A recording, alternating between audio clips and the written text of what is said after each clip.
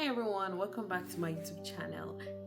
This is Reverend Jesu, and it's always a pleasure to be here. On this channel, I share Canada immigration stories, my personal journey in Canada as an international student, helpful tips that has helped me to settle in Canada as an international student, and basic chit chats, things that I found, information that I found that could be useful to you, that was useful to me. So, today's episode, I'm going to be talking about postgraduate work permit, how to apply for your postgraduate work permit. Let me start by saying a big congratulations to everyone that are completing their studies in Canada. Studying in Canada is no joke, like, it's a lot of work, and you made it, you scaled through, and a big congratulations to you. Congrats. Yeah. So this is the time where you apply for your postgraduate work permit. If this is the end of your study, you get to apply for your postgraduate work permit. And I am putting out this video to help you, to guide you on your step-by-step on how you can do it by yourself. Now, if you got your study permit through an agent, you might just consider doing it yourself this time. I'm going to share a detailed step-by-step on how you can go about it. And interestingly, I know that a lot of people wait for their completion letter to be given to them or for their transcript to be ready. But this is the time for you to open your portal. This is the time for you to register on your IRCC portal and start putting all your documents together. You don't have to wait till you get a completion letter before you open your portal. So I'm going to show you how you can start up by opening your portal, having a GCK or whichever one you want to use. But most of my applications, I've done it on the IRCC official website, which is GCK, and it's pretty straightforward. It's not as hard, and that is what I'm going to be showing you in this video. So let's get right into it. The step-by-step guideline on how to apply for your Pgwp application. All you need to go is go to canada.ca, and it takes you right in. So now, like, this is one of the easiest procedure. If you have to go through all the procedures for IRCC, like having to start clicking on visit, immigrate, you might have to be filling some questionnaires and take you a longer route. So here's what I do, like, every time I have to do my application. Now, this could apply to you. Either you have a portal before or you do not have a portal before you're starting out. Like, it's pretty easy. So all you need to do is click on sign into your IRCC account.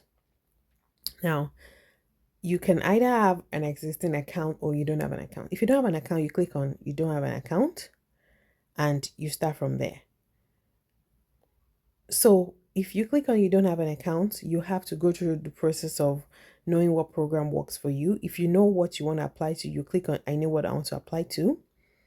And then it will be like you get stuff like this: study in Canada, work in Canada, sponsoring family, immigrating to Canada, visiting Canada, Canada citizenship, refugee asylum.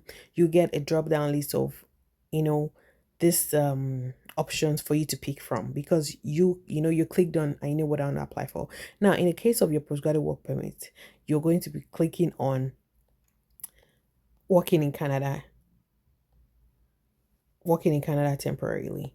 Now, alternatively, even if you sign up with studying in Canada, like, whatever you sign up with does not really matter, because after you now fill out the questionnaires, it's going to give you what you actually qualify for. So I'm going to go back now because I already have an account, and you just go to sign into existing account. So I clicked on sign into my existing account, and I just do this, another application.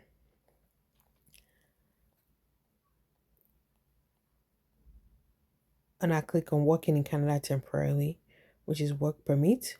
So these are the options I have: work permit and work permit extension, or international experience Canada, postgraduate work permit, and this is drop down, right? And I'll just click on postgraduate work permit. So I have this GC key. Now, if you do not have a GC key, the earlier information I shared about, I mean, the earlier, what I noted earlier was for you to go through the process of, I know the program I want to apply for, and then you answer the questionnaires, and then you're able to open your GC key, right? And I'll just click on this IRC GC key. I have my username and password. If you do not have, you can still set it up here. So like there is nothing that's going to hinder you at any point. Like the process is step by step. No, you won't get muddled up in any way. All right. So I have a GC key username and password, and I'm just gonna to my account. Okay. Um, because I have a two-factor authentication that has to be sent to my email, I'm gonna go grab that from my email, and I'll be right back. So I've gotten my two-factor authentication, which was sent to my email, and then I can continue. So authentication successful, and you get all this stuff. So I click on continue, and you're going to see a drop down of all your applications that you have prior to now. So this is loading. It's getting me back to my application, and you always get these terms and condition, blah blah blah. Then you click on I accept. My first car. Oh yeah, these are a couple of security questions you have to answer when you're opening your GC key.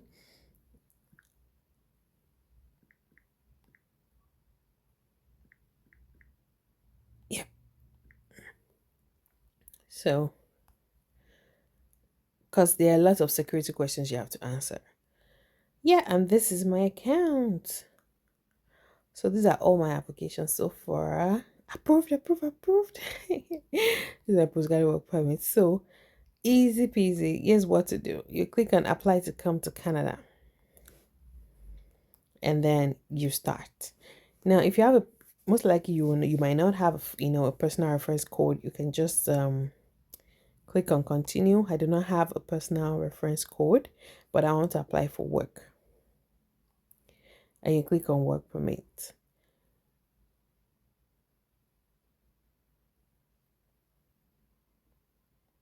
So find out if you're eligible to apply.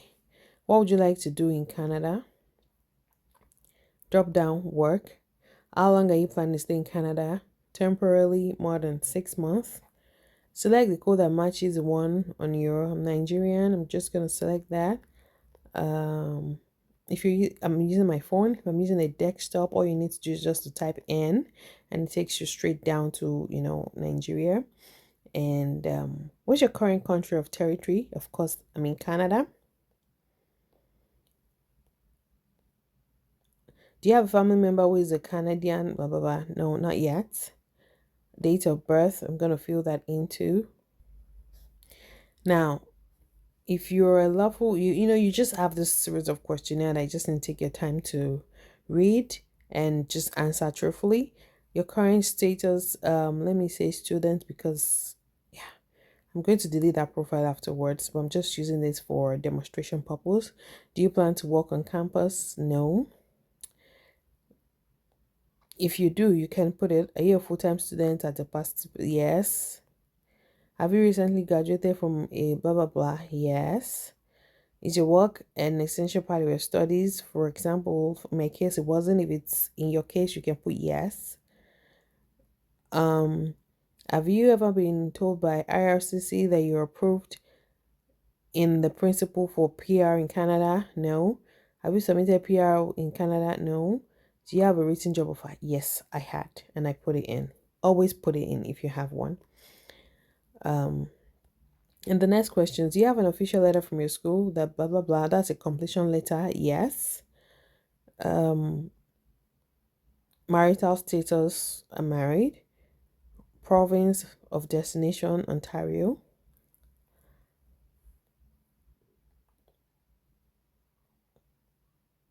So now this is what the option is giving me.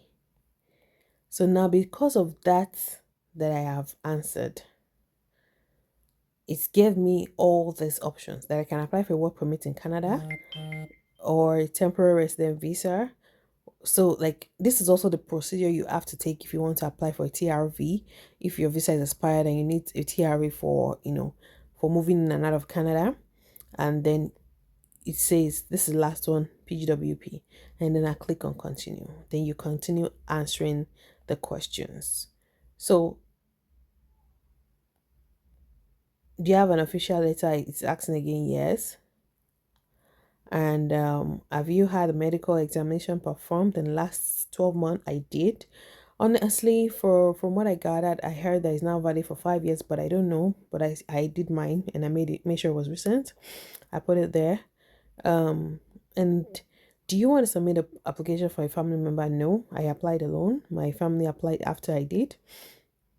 Now, are you giving someone access to this application? No, I did it by myself. In the past 10 years, have you done biometrics? Yes. Of course, I have to pay my fees. Yes. Are you able to scan? Of course, yes, I have Cam Scanner. Um, will you be paying your fees online? Yes. So like all these questions that are like your questionnaire standard. Now, if you peradventure made any mistake in your filling of any of this form, you can always go back to your questionnaire and edit. See this sign right here, this sign right here that says edit, that like this pen sign right here on my right, it says edit. So if I want to edit anything, I can just click on it and then I can edit it. Peradventure I made a mistake in answering my questions. Take your time to read this step by step and then you click on continue. Now when you click on continue, you get this prompt on the steps of submitting your application using your account. Always make sure you're logged in. You can use another person's account, save your information and save your application, and you can always go back to it. Now for every application you create, it takes 60 days for you to finish up the application. So even if all your documents are not complete yet, you can always put it in and then update it as you get all the information or documents you need to attach the application. And then you go through all this process, paying your fees. Make sure you take your time to read them and then click on continue. So it takes me to a document checklist now, which is like where I'm going to attach all my document that I need. Now this is a list of documents you need to submit in order to apply. You cannot proceed until each file has actually been uploaded. Select the question mark button to learn more about each document. No. So now if you're having problem downloading any of the form, so this is an hack that I always do. Always make sure you use your system when you're applying for this so that you can download all the documents you need. So I'm just going to right click and I'll save as. Okay, I'm just going to download link and I'll save as a PDF. Now, alternatively, if you try to open this document on another stuff, then you can download them too. You click and you download link. Okay, then you have the document and open with Adobe Acrobat. Now, the free version can edit this stuff effectively. Like the free version of the Adobe Acrobat, you can always download it online. Just search for Adobe Acrobat. The free version can do this perfectly well. You can do the fill and sign for you, and then you can just go back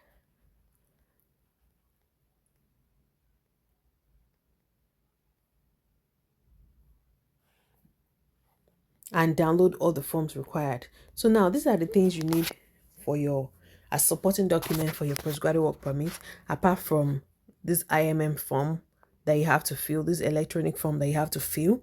You need your transcript, your completion of studies letter from your school. You need your international passport, of course, and not always make sure to attach all your stamped pages as well when you're uploading your passport section. Now, proof of offer medical, if you have any that you've done in the last 12 months, you can attach it, or the one you've done in the last 5 years, you can attach it. Digital photo, that's a photograph. There's a standard there's a standard of photo that you're supposed to upload. Ensure to click on the upload. So now, like the instruction said earlier, this question marks will give you a clue on what you need. So if you're applying for Pgwp, you must provide a final transcript from your school that confirms that you've completed your studies, blah blah blah. So if you don't know what each of the section mean, all you need to do is click on the questions and it's going to tell you. So this is the standard for the passport's photograph that you need to take. Okay, so for temporary residence, this is standard. For Canadian citizen certificate, this is standard. Like easy peasy. So you can always take your photo and get it edited to the right features. So after that, these are optional documents. So now a lot of people don't fill this application for temporary resident visa, but I always do. So you can also download it. The same Adobe Acrobat is what you're going to be using. Now, this client information is optional, but this is where I attach every other document that are not listed above. For example, my offer letter, my job offer letter, my recent pay stubs. Well, some people have the opinion that they want to write letter of explanation, but I never did. And I don't think it's a compulsion because you're applying for a postgraduate work permit because you qualify for it, right? So just put in all your documents and attach supporting document. For this, I don't think you actually need to show any proof of fund in any area. And you also need to attach your English test. So in this client information, you can attach all your other documents. You can either use I love my PDF as a merger to merge your PDF together, or you can make them into JPEGs and attach them in a Microsoft Word and have it all together as just one document, printed, converted to PDF and then upload it. So this is the section that you're going to do that. And the total fee for application for postgraduate work permit, I'm glad it still remains the same, but I thought it was going to increase so much. So this is $255, and was the same thing I paid when I applied for my application. And that's just a simple, easy peasy, step-by-step way to apply for your postgraduate work permit. I hope it was actually as easy as I thought it is. If you think it is, give me a thumbs up, subscribe, comment, and like my video. Thank you so much. Yep. So if you have any questions or you feel like you got lost along the way, you can always drop your questions or comments and I'll be glad to listen to them. So thank you and bye. So I hope that was really helpful. So like those are the documents really you could literally need to get ready before you get your completion letter. So like I said, you can start your GCK. It takes 60 days for you to complete an application. So it's a good time for you to start right now.